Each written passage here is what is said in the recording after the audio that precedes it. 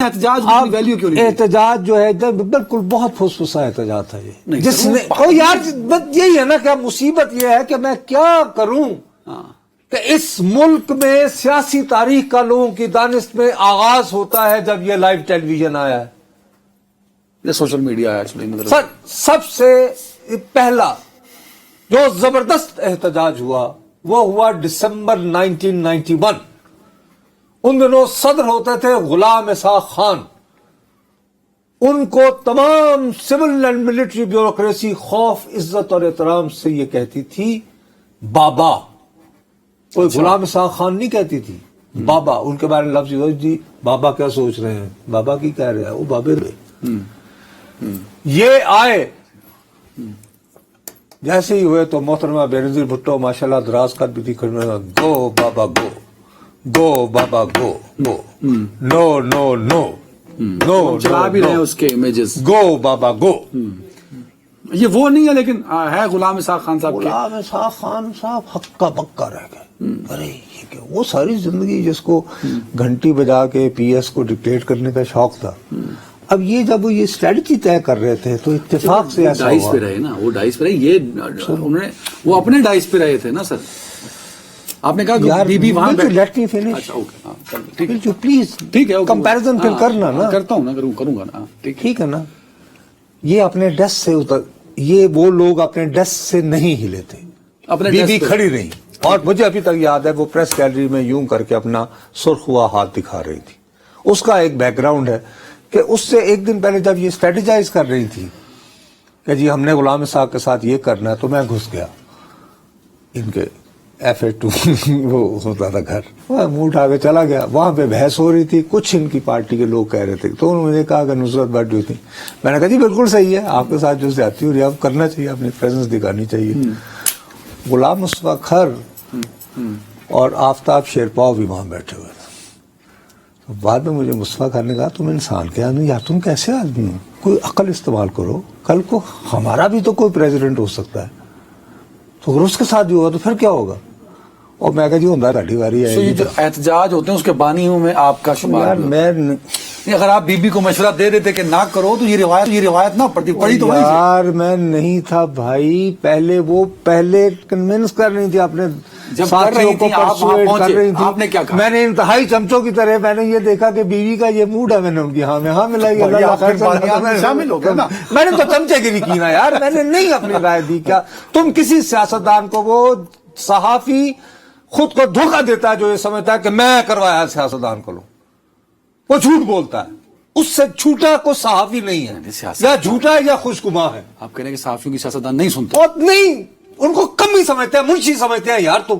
Okay اچھا، لیکن کہیں گے اور جی عدنان صاحب نے دسیا سی، اور یار عدنان صاحب نے ایڈا اچھا مشورہ دیتا سی، ہاں ہاں بس، اور ہم خوش۔ نہیں سر، صحافی جہازوں میں بھی ساتھ یار ہوتے ہیں، اور نال ہی ہوتے نا یار، وہاں ساتھ بہت سارے تولیے بھی جاتے ہیں جہاز میں یار، جہاز میں جاتے ہیں صاحب، وہ تولیے بھی جاتے ہیں جہاز، چھڈ یار سوٹ کیس بھی جاتے ہیں، چھوڑا کرو کوئی یار، ریلی کہ آگے نہیں بڑھنا، بڑھیں پلیز لیٹ می ایکسپلین۔ ٹھیک ہے، اینی وے اس کے بعد وہی ہوا مقافات عمل کہ پیپلز پارٹی کے لگائے فاروق لغاری صاحب، وہ مرحوم جب خطاب کرنے آئے تو اب مسلم لیگ نون والوں نے اپنی سیٹوں پہ بیٹھ کے نہیں کیا، وہ اٹھے اپنی سیٹیں چھوڑ کر اور دھاڑ، اور تہمینہ دولتانہ صاحبہ، حالانکہ وہ بھی سرائکی وسیع، انہوں نے چوڑیوں کا ایک پورا وہ تھدا تھا جوا کے اوپر ڈائس پہ چڑھ کے یوں صدر مملکت پہ پھینکا۔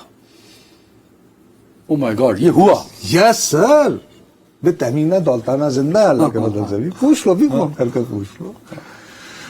اور اس کے بعد 8 سے 9 افراد جو ہیں وہ باقاعدہ ڈائس پہ چڑھ کر وہ فاروق لغاری صاحب کا مائک چھیننے والے تھے، وہ تھا ہنگامہ۔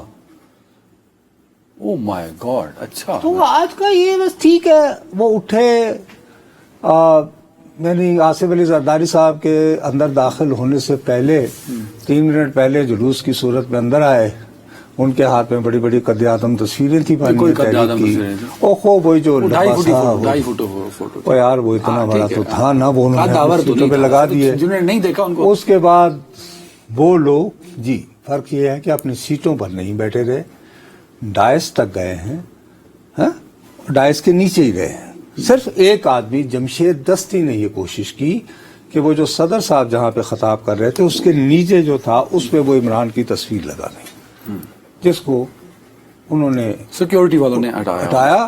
اور جب وہ دوبارہ اس طرف جا رہے تھے تو پھر عبد القادر پٹیل اور کراچی کے وہ جو آغا صاحب ہیں، آغا رفیع، وہ دونوں پھر کھڑے ہو گئے. اچھا، اب اس وقت مجھے بہت عجیب و غریب لگا کہ جمشید دستی وہ شخص ہے کہ 2010 میں جب سیلاب آیا ہوا تھا تو صرف اس کی خاطر، اس کی عزت رکھنے کی خاطر صدر زرداری ان دنوں راجن پور اترے تھے. اچھا، آپ کو ایک اور بات شاید پتا ہوگی، آپ سب بہت، اور چونکہ جہاز ایک ساتھ میں الگ سے جاتا ہے، ٹھیک ہے نا، سیکورٹی کی خاطر، اس میں پتا ہے اسی علاقے سے کون خاتون بیٹھی ہوئی تھی؟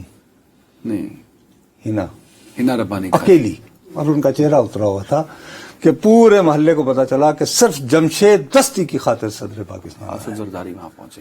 اچھا، جمشید اور آج یہ شخص جو ہے، ایک اور بات بھی ایڈ کرنا چاہوں گا میں، جمشید دستی کو اتنی عزت تھی پریزیڈنٹ ہاؤس میں، لوگ کہتے ہیں، میں تو کہ زرداری صاحب اس کو بہت عزت دیتے تھے، بغیر بتائے، بغیر پرمیشن لیے یہ زرداری صاحب کے پاس پہنچ جاتا. اس میں جو دوسرا جو انٹرسٹنگ، بہرحال یہ ایک واقعہ ہوا. دوسرا ایک صاحب ہے نثار جٹ، یہ ایک الیاس جٹ صاحب بہت زیادہ لائل بی پی کے ہوتے تھے، اور جب یہ نواز شریف صاحب نے میاں اظہر کو اپوائنٹ کر دیا تھا نا گورنر، جب اسمبلی ان کی بحال ہوئی، تو اس وقت گورنر ہاؤس کا قبضہ نہیں دینا، جی پہلی حکومت ہے، سوری، تو جب وہ قبضہ نہیں دینا تھا تو وہاں جو بندے بیٹھے تھے کہ جی ہم مقابلہ کریں گے، چاہے رینجر آ جائے، کوئی آ جائے، وہ الیاس جٹ کے کر دیے ہوئے تھے. ان کے داماد ہیں نثار جٹ صاحب، غالباً انہوں نے رانا ثناء اللہ کو شکست دی ہے غالباً، میرا خیال غالباً انہوں نے رانا ثناء اللہ کو دیا. انہوں نے جناب علی نعرہ یہاں لگایا، بی بی ہم شرمندہ ہیں، تیرے قاتل زندہ ہے.